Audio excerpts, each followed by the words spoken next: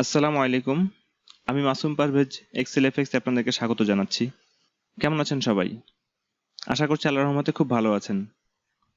আজ যে বিষয়টা নিয়ে আমরা আলোচনা করব তা হলো ডেটা ভ্যালিডেশন। তো এই অধ্যায় শেষে আমরা যে বিষয়গুলো জানতে পারবো তা হলো ডেটা ভ্যালিডেশন কি, এই ডেটা ভ্যালিডেশনের সংজ্ঞা আমরা জানতে পারবো।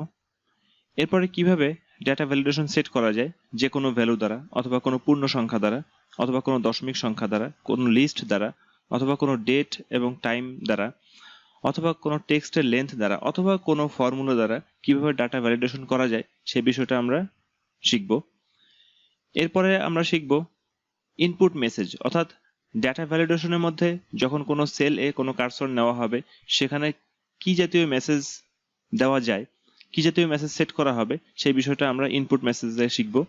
এরপরে শিখব আমরা ইরর অ্যালার্ট, যার অর্থ হচ্ছে যে যদি কোনো ডাটা আমাদের ভ্যালিডেশনের মধ্যে না পড়ে, তার বহির্ভুক্ত হয়, তাহলে কিভাবে ইরর অ্যালার্ট হতে পারে বা কিভাবে আমাদের কোনো ইরর শো করতে পারে বা কোনো ইরর মেসেজ শো করতে পারে সেই বিষয়টা আমরা এই অধ্যায়ে আমরা শিখব।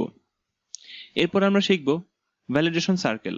ভ্যালিডেশন সার্কেলের মধ্যে থাকবে যে ডাটা ভ্যালিডেশন এটা যখন সঠিকভাবে না হয় অর্থাৎ যখন কোনো ইনভ্যালিড ডাটা ইনপুট করা হবে তাহলে সেই ক্ষেত্রে কিভাবে ভ্যালিডেশন সার্কেলগুলো ক্রিয়েট করা যায় সেই বিষয়টা আমরা দেখব।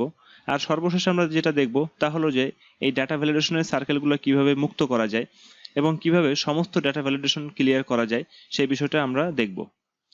তো চলুন আমাদের বিস্তারিত আলোচনায় যাওয়া যাক।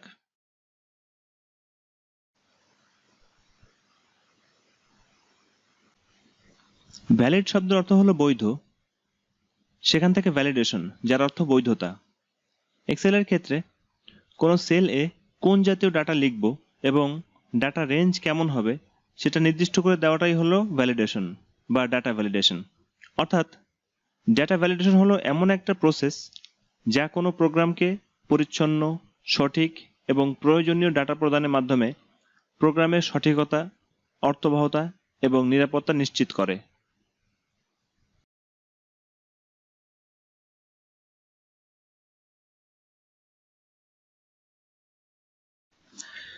ডেটা ভ্যালিডেশনের জন্য আমাদের এই মেনুগুলোর মধ্যে ডেটা মেনুতে যেতে হবে। এরপরে এখানে একটি রিবন দেখা যাচ্ছে ডেটা ভ্যালিডেশন, এটাতে ক্লিক করলে এখানে ডেটা ভ্যালিডেশন ওপেন হয়। আমরা ডেটা ভ্যালিডেশনে ক্লিক করলাম, ডেটা ভ্যালিডেশন ডায়লগ বক্সটা ওপেন হলো। এখানে আমাদের সেটিংস ট্যাবের মধ্যে কতগুলো ক্যাটাগরি রয়েছে। ক্যাটাগরিগুলো হলো any value, whole number, decimal, list, date, time, text length এবং কাস্টম। যে ক্যাটাগরিগুলো আমরা কলাম বি এ লিখে রেখেছি। এবার আমরা দেখি কলাম বি এ লিখিত ক্যাটাগরিগুলোর সাপেক্ষে কিভাবে কলাম ই এ ডাটা ভ্যালিডেশন সেট করা যায়। তো আমরা এই ডায়লগ বক্সটা ক্লোজ করে দিই। আমরা E4 নাম্বার সেলটাকে সিলেক্ট করলাম। এবারে ডাটা ভ্যালিডেশন রিবনে যাই। ডাটা ভ্যালিডেশনে ক্লিক করলে এই ডায়লগ বক্সটা ওপেন হলো। এখান থেকে দেখা যাচ্ছে এনি ভ্যালু। যখন আমাদের এনি ভ্যালু সিলেক্ট করা থাকে তাহলে দেখুন সমস্ত অপশনগুলো এখানে ডিম অবস্থায় আছে। অর্থাৎ এনি ভ্যালুটা হচ্ছে এমন একটা ভ্যালু যেটা সিলেক্ট করা থাকলে সেই সেলে সব কিছুই লেখা যায়, যে কোনো নাম্বার, যে কোনো ক্যারেক্টার, এভরিথিং লেখা যায়। অর্থাৎ যে কোনো সেলে যে কোনো কিছু লেখার পারমিশনটাই হচ্ছে এনি ভ্যালু। এবার আমরা ডায়লগ বক্সটাকে ক্লোজ করে দিই। এরপরে আমাদের E5 নাম্বার সেলটাকে সিলেক্ট করি। এরপরে ডাটা ভ্যালিডেশনে যাই, ডাটা ভ্যালিডেশন সেটিংসটা ওপেন করি। এরপরে অ্যালাউ, এখানে যখন আমরা হোল নাম্বার সিলেক্ট করব তাহলে এখানে দেখা যাচ্ছে যে এখানে ডেটার মধ্যে বিটুইন শো করছে। এটার মধ্যে আরো কতগুলো অপশন রয়েছে, not between, equal to, not equal to, তারপরে greater than, less than, greater than or equal to, less than or equal to, এই অপশনগুলো রয়েছে। আর এর মধ্যে দুটো প্যারামিটার রয়েছে, একটা মিনিমাম এবং একটা ম্যাক্সিমাম। এখানে আমাদের জানা দরকার যে আসলে প্যারামিটার কি। প্যারামিটার হলো এমন একটা বৈশিষ্ট্য যা কোনো পার্টিকুলার সিস্টেম, যেমন কোনো ইভেন্ট বা কোনো প্রজেক্ট বা কোনো অবজেক্ট বা কোনো সিচুয়েশনকে সংজ্ঞায়িত বা শ্রেণীবদ্ধকরণ করতে সাহায্য করে। অর্থাৎ প্যারামিটার হলো কোনো সিস্টেমের একটি উপাদান যা কিনা ওই সিস্টেমকে মডিফাই করে। তাহলে এক্ষেত্রে আমাদের দুটো প্যারামিটার রয়েছে, একটা মিনিমাম, একটা ম্যাক্সিমাম। অর্থাৎ এখানে যদি মিনিমামের ঘরে আমরা 10 সিলেক্ট করে দেই এবং ম্যাক্সিমামের ঘরে আমরা 100 সিলেক্ট করে দেই, তারপর যদি আমরা ওকে করি তাহলে দেখা যাচ্ছে যে আমাদের E5 নাম্বার সেলটা ভ্যালিডেটেড হয়েছে। এখানে যদি 10 থেকে 100 এর মধ্যবর্তী কোনো সংখ্যা লেখা হয় তাহলে সহজেই এইটা এই সেলের মধ্যে নিয়ে নিচ্ছে। যেমন আমরা এখানে যদি 50 লিখি তাহলে সহজেই এখানে ইনপুট করা যাচ্ছে। কিন্তু আমরা যদি 50 না লিখে এখানে যদি আমরা 5 লিখি অর্থাৎ 10 এর চেয়ে ছোট কোনো সংখ্যা লিখি তাহলে এখানে এই ভ্যালুটা এখানে নিচ্ছে না। আবার যদি আমরা এখানে 100 এর চেয়ে বড় কিছু লিখি, যেমন আমরা 112 লিখলাম, তাহলে এটা নিচ্ছে না। তার অর্থ হচ্ছে এই যে আমরা এখানে যতটুকু ক্রাইটেরিয়া সেট করে দিয়েছি ততটুকুই নিবে, তার বাইরে এটার মধ্যে ইনপুট করা যাবে না। আমরা ডায়লগ বক্সটাকে ক্যান্সেল করে দিলাম। আবার আমরা ভ্যালিডেশন অপশনে যাই। ভ্যালিডেশন অপশনে যাওয়ার পরে এখানে যদি আমরা বিটুইন না লিখে যদি আমরা এখানে নট বিটুইন সিলেক্ট করে দেই, তার অর্থ হচ্ছে যে 10 থেকে 100 এর মধ্যবর্তী কোনো সংখ্যা অ্যাকসেপ্ট করবে না, কিন্তু এর বাইরে যে কোনো সংখ্যা অ্যাকসেপ্ট করবে। তাহলে আমরা ওকে করি। ওকে করার পরে আমরা এখানে দেখি, যদি আমরা এখানে আবার 50 লিখি তাহলে দেখা যাচ্ছে যে আমার 50টা এক্ষেত্রে নিচ্ছে না, কিন্তু এক্ষেত্রে যদি আমরা 112 লিখি এখানে আমাদের নিয়ে নিচ্ছে। এবারে আমরা এই সংখ্যাটাকে আবার একটু মুছে দিই। মুছে দেওয়ার পর আবার একটু ভ্যালিডেশনের দিকে যাই। ভ্যালিডেশন সিলেক্ট করলাম। ডাটা ভ্যালিডেশন সিলেক্ট করার পরে যদি আমরা এখানে নট বিটুইন সিলেক্ট না করে যদি ইকুয়াল টু সিলেক্ট করে দিই তাহলে আমাদের এখানে একটা ভ্যালু শো করছে, একটা প্যারামিটার এখানে রয়েছে।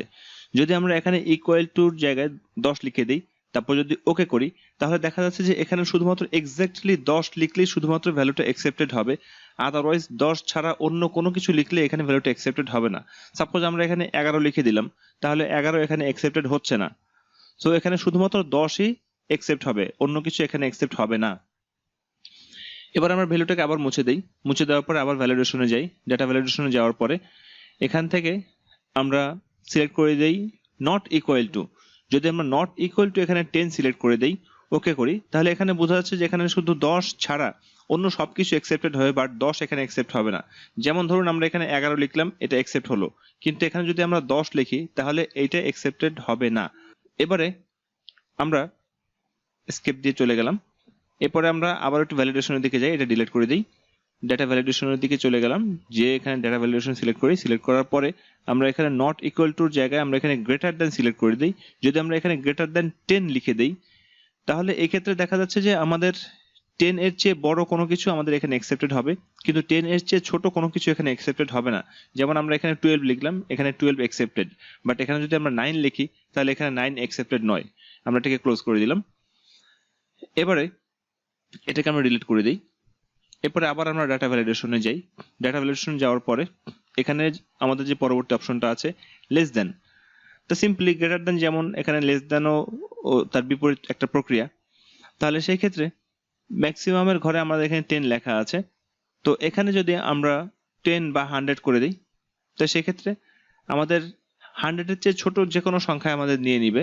যেমন এখানে 98 লিখলাম, এই সংখ্যাটা অ্যাকসেপ্টেড হচ্ছে, কিন্তু এখানে যদি আমরা 100 এর উপরে কোনো কিছু লিখি, যেমন 111 এটা লিখলাম, এটা অ্যাকসেপ্টেড হচ্ছে না, কারণ এখানে আমাদের লেস দেন এই অপশনটা সিলেক্ট করা রয়েছে। আমরা এটাকে এসকেপ দিয়ে চলে যাই, ব্যাকে যাই। এরপর আমরা এটাকে আবার ডিলিট করে দিলাম। ডিলিট করার পরে আমরা এখানে ভ্যালিডেশন অপশনে আবার আসলাম, আবার এসে এখানে সিলেক্ট করে দিলাম গ্রেটার দেন অর ইকুয়াল।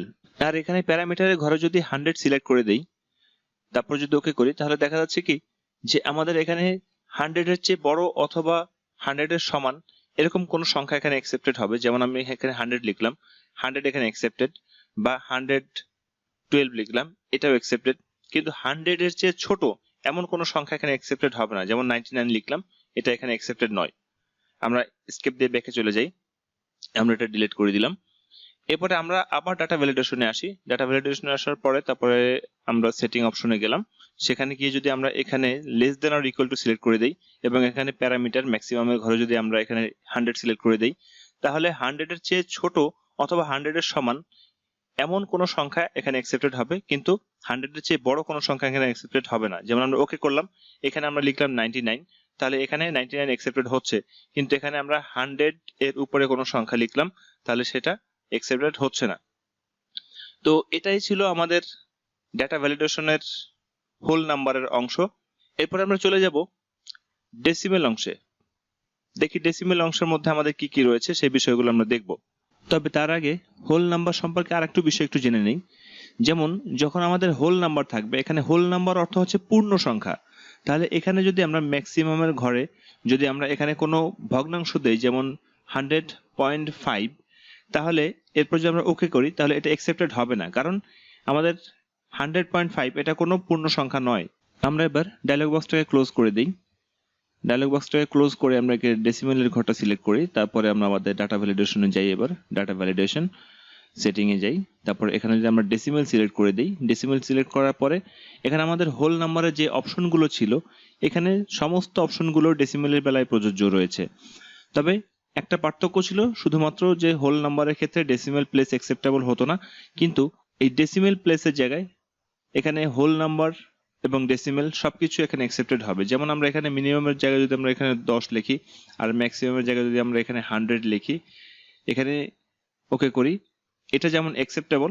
এখানে 10 এবং 100 এর মধ্যে যে কোনো কিছু আমরা ইনপুট করতে পারি। যেমন আমরা এখানে ইনপুট করলাম আমাদের এখানে 60, এখানে আমাদের ইনপুট হচ্ছে, কিন্তু যদি আমরা এখানে 112 এন্ট্রি করি তাহলে সেখানে এই জিনিসটা আমাদের অ্যাকসেপ্টেবল হচ্ছে না। আবার যদি এখানে আমরা কোনো ফ্র্যাকশন নাম্বার এন্ট্রি করি, যেমন এখানে 50.7, তাতেও এটা অ্যাকসেপ্টেবল হচ্ছে। তাহলে ডেসিমেল এবং হোল নাম্বারের মধ্যে এটাই পার্থক্য যে হোল নাম্বারের ক্ষেত্রে শুধুমাত্র হোল নাম্বার অর্থাৎ পূর্ণ সংখ্যাই অ্যাকসেপ্টেবল হয়, আর ডেসিমেল প্লেসের জায়গায় ডেসিমেল প্লাস হোল নাম্বার সবকিছু এখানে অ্যাকসেপ্টেড হয়। এবারে আমরা যাব লিস্ট অপশনে, দেখি লিস্ট অপশনটা কি। তো আমরা এখানে ডাটা ভ্যালিডেশনে যাই, ডাটা ভ্যালিডেশনে যাওয়ার পরে এখানে আমরা লিস্ট সিলেক্ট করি। লিস্ট সিলেক্ট করার পরে দেখা যাচ্ছে এখানে একটা অপশন আছে সোর্স। সোর্সটা কি আসলে? সোর্স হচ্ছে যে এখানে আমি কোনো ভ্যালু লিখে দিতে পারি অথবা আমি কোনো সেল এর অ্যাড্রেস এখানে ডিটেক্ট করে দিতে পারি। তো প্রথমে আমি এখানে কিছু ভ্যালু লিখে দিলাম, যেমন মিস্টার এক্স, মিস্টার ওয়াই এবং লিখে দিলাম মিস্টার জেড। তাহলে এক্ষেত্রে এই তিনটা নাম লিখে দেওয়ার পরে তারপর যদি আমরা ওকে করি, এবং এখানে আরেকটা বিষয় একটু লক্ষণীয়, এখানে দেখা যাচ্ছে যে ইগনোর ব্ল্যাঙ্ক, এখানে একটা টিক মার্ক দেওয়া আছে এবং এখানে একটা ইন সেল ড্রপ ডাউন, এখানে একটা টিক মার্ক দেওয়া আছে। এটার অর্থ কি আমরা ওকে করার পরে আমরা বুঝতে পারবো। আমরা ওকে করলাম, এখানে দেখা যাচ্ছে যে এখানে একটা ড্রপ ডাউন ক্রিয়েট হয়েছে। আমরা যদি এখানে ড্রপ ডাউনে ক্লিক করি তাহলে এখানে আমাদের যে নামগুলো লিখে দিলাম mister X, mister Y, mister Z, এখানে নামগুলো শো করছে। আমরা এখান থেকে ক্লিক করে নামগুলো আমরা এখান থেকে নিতে পারি অথবা আমরা এখানে লিখে দিতে পারি। কিন্তু আমরা যদি মিস্টার এক্স, মিস্টার ওয়াই বা মিস্টার জেড ছাড়া অন্য কিছু আমরা লিখে দেই তাহলে সেক্ষেত্রে আমাদের সেটা অ্যাকসেপ্টেবল হবে না। যেমন যদি আমরা এখানে লিখে দিই মিস্টার আর, তাহলে এক্ষেত্রে মিস্টার আর এই কথাটা এখানে অ্যাকসেপ্টেড হচ্ছে না, আমরা এটাকে ক্যান্সেল দিলাম। আমরা লিস্ট ক্রিয়েট করার সময় একটা অপশন দেখেছিলাম যে ইগনোর ব্ল্যাঙ্ক। এখানে ইগনোর ব্ল্যাঙ্ক বলতে কি বোঝাচ্ছে, আমরা যদি এই সেল থেকে আমরা ব্যাক স্পেস দিয়ে এটাকে ডিলিট করে দিই, এরপর যদি এন্টার করি তাহলে দেখা যাচ্ছে যে আমাদের এটা ব্ল্যাঙ্ক থাকা সত্ত্বেও আমাদের এটা স্কিপ করে চলে যাচ্ছে। কিন্তু যদি আমরা ওখানে ইগনোর ব্ল্যাঙ্ক সিলেক্ট না করতাম, যেমন আমরা যদি আবার একটু ডাটা ভ্যালিডেশনে যাই, ডাটা ভ্যালিডেশনে যাওয়ার পরে তারপরে লিস্টের এখানে যদি ইগনোর ব্ল্যাঙ্ক এই শব্দটার টিক মার্ক তুলে দেই, তারপর যদি ওকে করি, এরপর যদি আমাদের এখানে মিস্টার এক্স বা মিস্টার ওয়াই বা মিস্টার জেড সিলেক্ট করা থাকে, এরপর এটা যদি ব্যাক স্পেস দিয়ে কেটে দিই, কেটে দেওয়ার পরে যদি আমরা এন্টার করি তাহলে দেখা যাচ্ছে যে আমাদের এখানে ব্ল্যাঙ্ক ইগনোর করছে না, ব্ল্যাঙ্ক থাকা অবস্থাতে আমাদের অন্য সেলে যাওয়া যাচ্ছে না।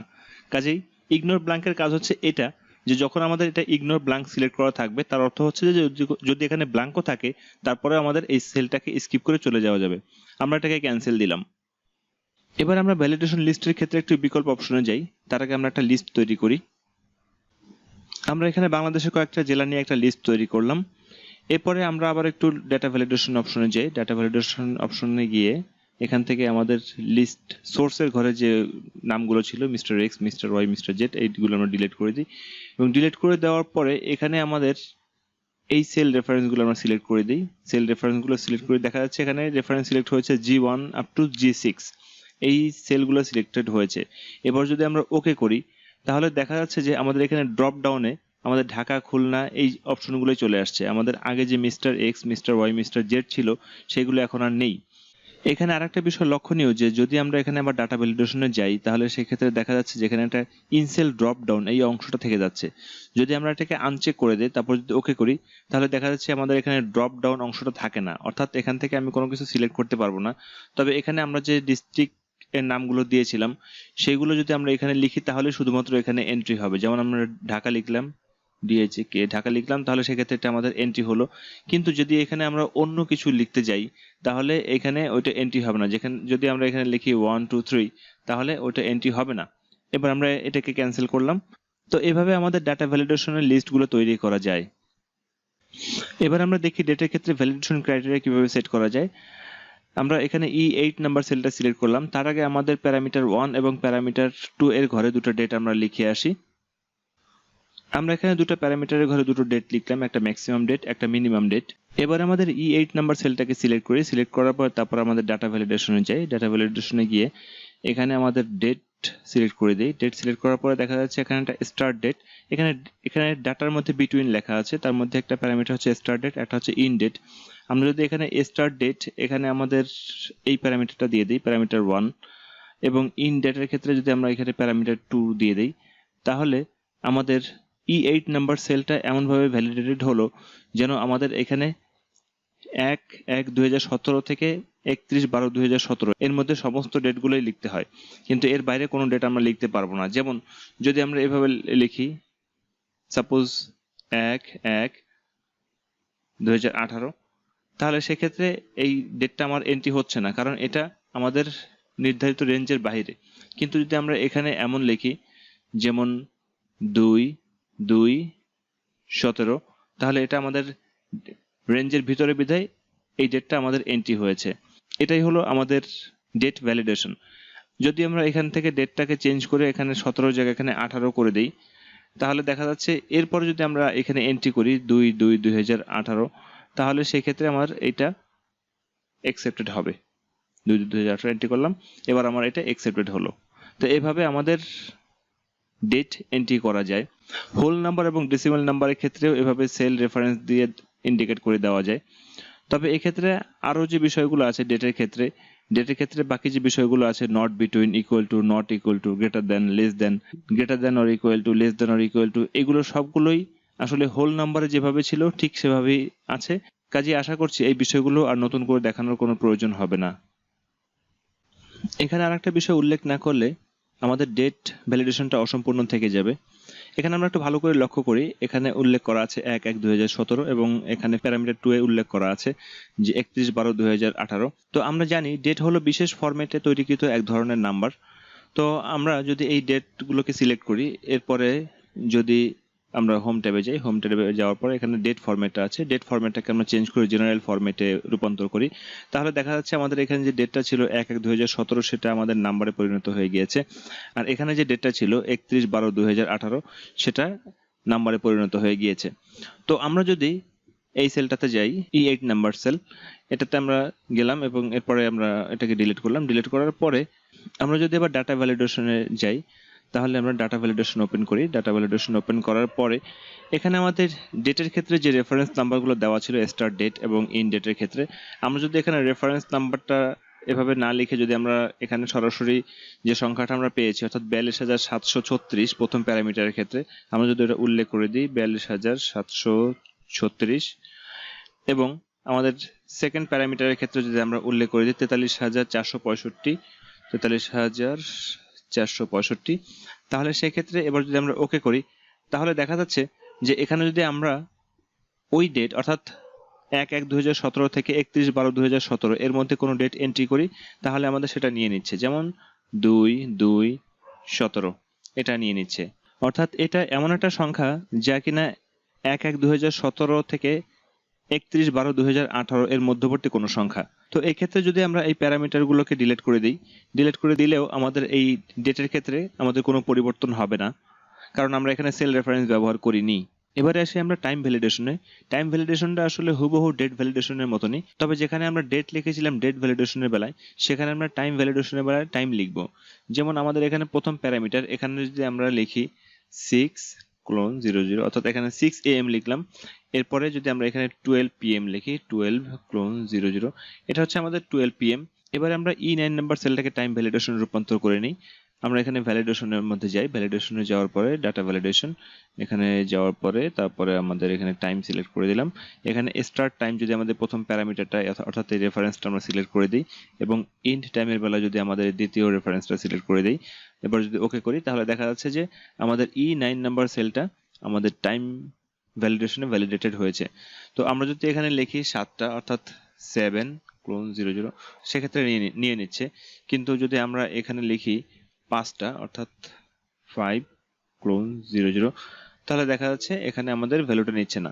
তো এটাই হলো আমাদের টাইম ফরম্যাট। আমরা এসকেপ দিয়ে আমাদের মেসেজ বক্সটা ক্যান্সেল করে দিই। বাকি যে অপশনগুলো আছে সমস্ত অপশনগুলো ডেট ফরম্যাটের মতনই। এখানে দেখুন বাকি যে অপশনগুলো between, not between, equal to, not equal two, greater than, less than, greater than or equal, less than or equal, সমস্ত অপশনগুলো ডেট ভ্যালিডেশনের মতনই। এবার আমরা একটু দেখি টেক্সট লেন্থ ভ্যালিডেশন কিভাবে করা যায়। তাহলে টেক্সট লেন্থ ভ্যালিডেশন করার বেলায় আমরা এখানে দুটো প্যারামিটার সেট করে দিতে পারি, অথবা আমরা এখানে সরাসরি টেক্সট লেন্থ ভ্যালিডেশন করতে পারি। যেমন আমরা এখানে ডাটা ভ্যালিডেশনে যাই, ডাটা ভ্যালিডেশনে যাওয়ার পরে এখানে আমাদের টেক্সট লেন্থ সিলেক্ট করি। টেক্সট লেন্থ সিলেক্ট করার পরে দেখা যাচ্ছে আমাদের ডাটার ক্ষেত্রে সেম অপশনগুলো রয়েছে যে অপশনগুলো আমাদের পূর্বেই ছিল। এরপরে আমাদের এখানে রয়েছে মিনিমাম এবং এখানে রয়েছে ম্যাক্সিমাম। যদি আমরা মিনিমামের ঘরে আমরা 2 লিখি এবং ম্যাক্সিমামের স্থলে যদি আমরা এখানে 5 লিখি, এর অর্থ হচ্ছে যে আমরা মিনিমাম 2 ক্যারেক্টারের নিচে কোনো ওয়ার্ড লিখতে পারবো না এবং ম্যাক্সিমাম 5 ক্যারেক্টারের উপরে কোনো ওয়ার্ড লিখতে পারবো না। তারপর আমরা যদি আমরা ওকে করি, তাহলে E10 নাম্বার সেলটা আমাদের দেওয়া টেক্সট লেন্থ অনুসারে ভ্যালিডেটেড হয়েছে। এবার আমরা একটা পরীক্ষা করে দেখি যে আসলে আমাদের এটা ভ্যালিডেটেড হলো কিনা। আমরা যদি এখানে একটা সংখ্যা লিখি AND, তাহলে এটা আমাদের নিয়ে নিচ্ছে, কিন্তু যদি আমরা এখানে শুধু A লিখি তাহলে এটা নিচ্ছে না, কারণ এটা আমাদের 2 ক্যারেক্টারের চেয়ে কম। আমরা স্কিপ দিয়ে এটা ব্যাকে চলে যাই। তারপর যদি এখানে আমরা 5 ক্যারেক্টারের চেয়ে বেশি ক্যারেক্টার সম্বলিত কোনো ওয়ার্ড লিখি, যেমন ELEPHANT, এলিফ্যান্ট, তাহলে এটা নিচ্ছে না। তার অর্থ হচ্ছে এটা আমাদের 5 ক্যারেক্টারের চেয়ে বেশি, অর্থাৎ আমাদের যে টেক্সট লেন্থ সিলেক্ট করে দেওয়া হয়েছিল ম্যাক্সিমাম, তার চেয়ে এটা বেশি। এবার আমরা স্কেপ দিয়ে ব্যাকে চলে যাই। এরপরে যে ভ্যালিডেশনটা রয়েছে আমাদের সর্বশেষ ভ্যালিডেশন, সেটা হলো কাস্টম ভ্যালিডেশন। এই কাস্টম ভ্যালিডেশনটা কি? কাস্টম ভ্যালিডেশনটা আসলে আপনার ভ্যালিডেশন। আপনি যেভাবে ভ্যালিডেশন করতে চান সেভাবেই এই ভ্যালিডেশনটা হবে, অর্থাৎ আপনি যে কোনো ফর্মুলা দ্বারা এই ভ্যালিডেশনটা ক্রিয়েট করতে পারেন। আমরা এই ভ্যালিডেশনটা ক্রিয়েট করার জন্য আমরা কিছু এক্সাম্পল লিখি। আমরা এন কলামে কিছু ভ্যালু লিখলাম। এবার আমরা দেখি এই ভ্যালুগুলো দ্বারা কিভাবে কাস্টম ভ্যালিডেশন করা যায়। তো আমরা একটা বিষয় একটু লক্ষ্য করে আসি। দেখি আমরা এই ভ্যালুগুলোকে একটু সিলেক্ট করি। এই ভ্যালুগুলোকে সিলেক্ট করলে এখানে একটা অপশন দেখা যাচ্ছে যে অ্যাভারেজ 24, অর্থাৎ আমাদের এখানে যে ভ্যালুগুলো রয়েছে এই ভ্যালুগুলোর অ্যাভারেজ হলো 24। এবার আমরা E11 নাম্বার সেলটাতে কাস্টম ভ্যালিডেশন করতে চাই, তাহলে আমরা E11 নাম্বার সেলটা সিলেক্ট করি। এরপরে ডাটা ভ্যালিডেশনে যাই। ডাটা ভ্যালিডেশনে যাওয়ার পরে তারপর এখান থেকে আমরা কাস্টম সিলেক্ট করি। কাস্টম সিলেক্ট করার পরে এখানে লেখা আছে একটা ফর্মুলা, অর্থাৎ আমরা এখানে কোনো ফর্মুলা ক্রিয়েট করে দিলে আমাদের E11 নাম্বার সেলটা কাস্টম ভ্যালিডেশনে পরিণত হবে। তাহলে এক্ষেত্রে আমরা একটা ফর্মুলা লিখি। এখানে আমরা একটা ফর্মুলা লিখলাম ইকুয়াল টু, এখানে যে কোনো ফর্মুলা ইকুয়াল টু দ্বারা শুরু করতে হয়। এরপরে আমরা এই সেলটা সিলেক্ট করলাম, E11 is less than AVERAGE, average লিখলাম। অ্যাভারেজ লেখার পরে তারপর আমরা এখানে এই রেঞ্জটাকে সিলেক্ট করে দিলাম। এরপরে আমরা ব্র্যাকেট ক্লোজ করে দিলাম। এখানে একটা বিষয় ভালো করে লক্ষ্য করুন, এখানে E11 is less than average N1 up to N6, অর্থাৎ E11 নাম্বার সেলটা যদি N1 থেকে N6 পর্যন্ত যতগুলো সংখ্যা আছে এই সংখ্যাগুলোর অ্যাভারেজ অপেক্ষা ছোট হয়, তাহলেই শুধুমাত্র এখানে ভ্যালুগুলো ইনপুট করা যাবে, আদারওয়াইজ ইনপুট করা যাবে না। তো আমরা এখানে ওকে করি। ওকে করার পরে এখানে আমরা লিখি, আমরা জানি যে এখানে N1 থেকে N6 পর্যন্ত যতগুলো ভ্যালু ছিল এই ভ্যালুগুলোর অ্যাভারেজ ছিল 24, আমরা পূর্বেই দেখে এসেছি। এবারে যদি আমরা এখানে 23 লিখি তাহলে এটা অ্যাকসেপ্টেড হচ্ছে, কিন্তু এখানে যদি আমরা 25 লিখি তাহলে এটা অ্যাকসেপ্টেড হচ্ছে না, কারণ এটা অ্যাভারেজ অপেক্ষা বড় হয়ে গিয়েছে। এবার আমরা এসকেপ দিয়ে মেসেজ বক্সটাকে ক্লোজ করে দিই। তো এভাবে আমাদের বিভিন্ন ফর্মুলা দ্বারা কাস্টম ভ্যালিডেশন করা যেতে পারে। তো এটাই হলো আমাদের কাস্টম ভ্যালিডেশন এবং ডাটা ভ্যালিডেশনের সর্বশেষ পার্ট, কাস্টম ভ্যালিডেশন। আশা করছি ডাটা ভ্যালিডেশনের মধ্যে যতগুলো পার্ট রয়েছে আপনারা ভালো করে বুঝতে পেরেছেন।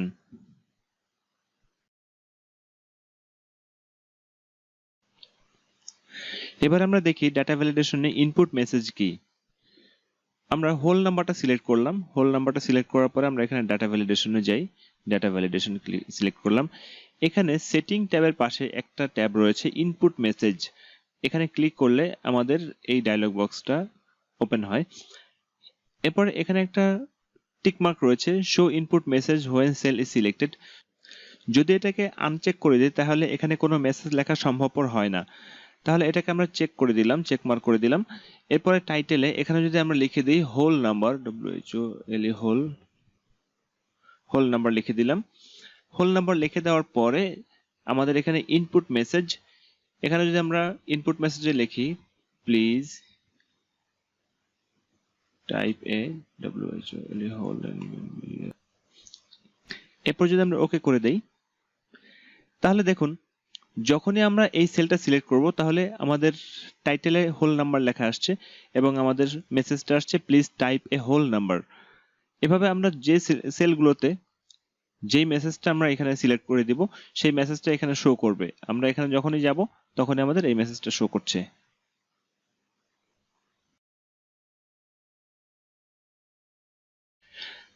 এবার আমরা দেখি ডেটা ভ্যালিডেশনের ক্ষেত্রে এরর অ্যালার্ট কি। ইতিপূর্বে আমরা দেখেছি যদি কোনো সেলে কিছু কন্ডিশন দ্বারা ভ্যালিডেট করে দেওয়া হয় তাহলে ওই সেলে শুধুমাত্র ওই শর্তাধীনে কোনো ভ্যালু পুট করা যায়, আদারওয়াইজ অন্য কোনো ভ্যালু পুট করা যায় না। যেমন আমরা হোল নাম্বারে আমরা এখানে হোল নাম্বারের শর্ত দিয়ে দিয়েছিলাম, কিন্তু এখানে আমরা যদি কোনো নাম্বার না দিয়ে সাপোজ এবিসি দিলাম, এরপরে যদি আমরা এন্টার করি তাহলে আমাদের একটা মেসেজ দিচ্ছে, যে মেসেজটা হচ্ছে the value you entered is not valid, a user has restrict values that can be entered into this sell.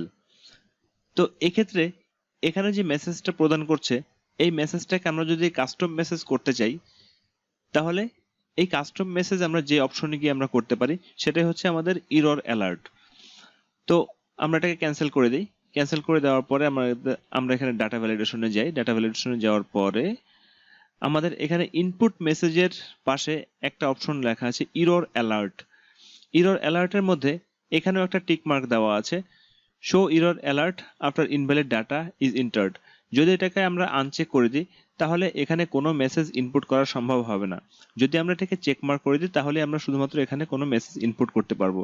এবং এখানে কিছু স্টাইল রয়েছে, একটা হচ্ছে স্টপ, একটা হচ্ছে ওয়ার্নিং, একটা হচ্ছে ইনফরমেশন। তো আমরা যদি স্টপে ক্লিক করি, এরপরে যদি আমরা এখানে টাইটেল লিখি, টাইটেলে আমরা লিখলাম সাপোজ ওয়ার্নিং, WARNING, ওয়ার্নিং লিখলাম। ওয়ার্নিং লেখার পরে আমরা যদি এরর মেসেজে আসি, এখানে যদি আমরা লিখি wrong input, WRONG, wrong, INPUT, yes please,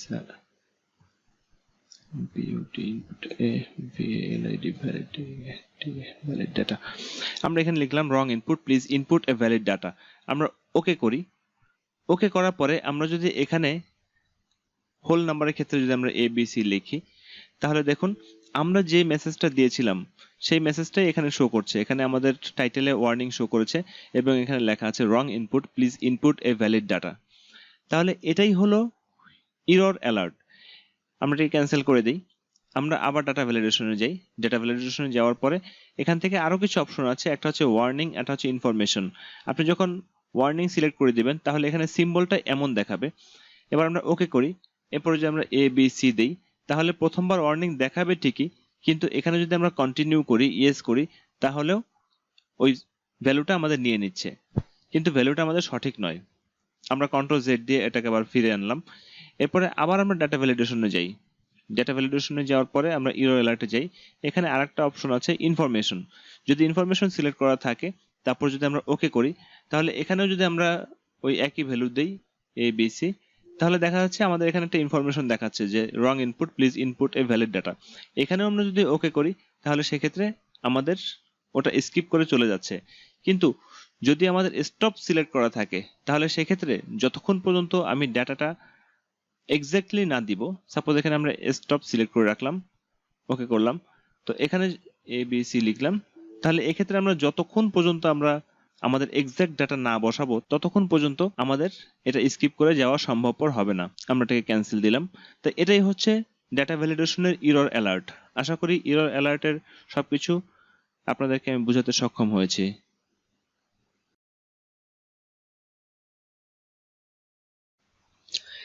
validation for invalid data, এই বিষয়টা বোঝার জন্য আমরা পূর্বে তৈরি করা উদাহরণে যাই। আমরা পূর্বে কতগুলো ভ্যালু সেট করে রেখেছিলাম। আমরা দেখেছিলাম যে এই ভ্যালুগুলোর অ্যাভারেজ হচ্ছে 24। এবার আমরা এটার উপর একটা ভ্যালিডেশন সেট করে দিয়েছি।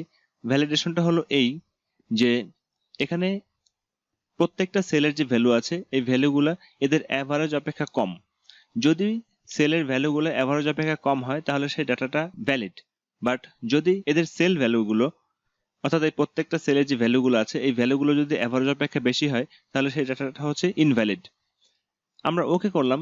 ওকে করার পরে আমাদের এই সিলেক্টেড অংশটুকু থেকে আমরা ইনভ্যালিড ডাটা সিলেক্ট করব, সার্কেল দ্বারা ইনভ্যালিড ডাটাগুলোকে আবৃত করব।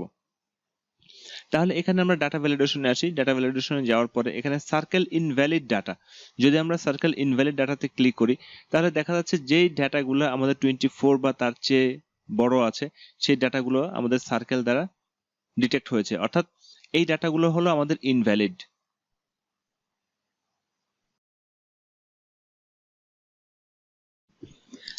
এবারে আমরা দেখব আমাদের টিউটোরিয়ালের সর্বশেষ পার্ট, ক্লিয়ার ভ্যালিডেশন সার্কেল।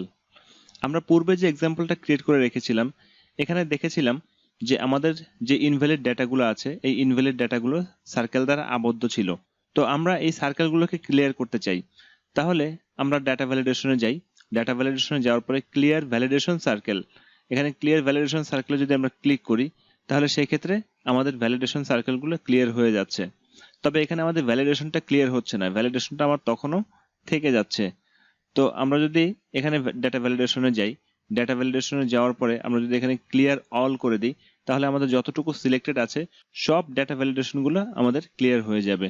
অথবা যদি আমরা আরেকটা কাজ করি, এখানে আমরা একটা ডাটা সিলেক্ট করলাম, সিলেক্ট করার পরে তারপরে যদি আমরা ডাটা ভ্যালিডেশনে যাই, ডাটা ভ্যালিডেশনে যাওয়ার পরে তারপর যদি আমরা apply this change to all other cell with the same settings, এটাতে ক্লিক করলে আমাদের একই জাতীয় সেটিং সমস্ত ডাটাগুলো সিলেক্ট হবে।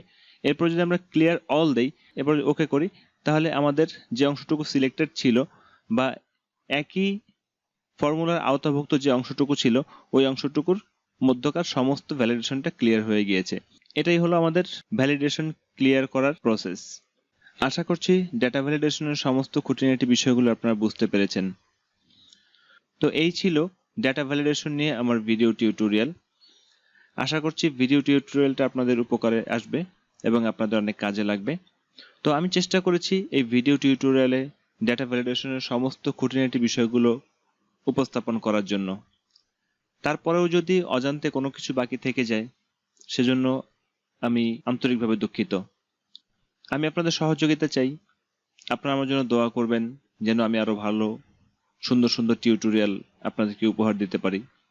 আমার ভিডিওটি যদি ভালো লেগে থাকে তাহলে আমার ভিডিওটিতে আপনারা লাইক দিবেন, আমার ভিডিওটি আপনার বন্ধু বান্ধবদের সাথে শেয়ার করবেন এবং আমার ভিডিওর নিচে আপনারা কমেন্ট করবেন। আর অবশ্যই অবশ্যই আমার চ্যানেলে আপনারা সাবস্ক্রাইব করবেন। আপনাদের সবাইকে শুভেচ্ছা। আসসালামু আলাইকুম ওয়া রাহমাতুল্লাহি ওয়া বারাকাতুহু।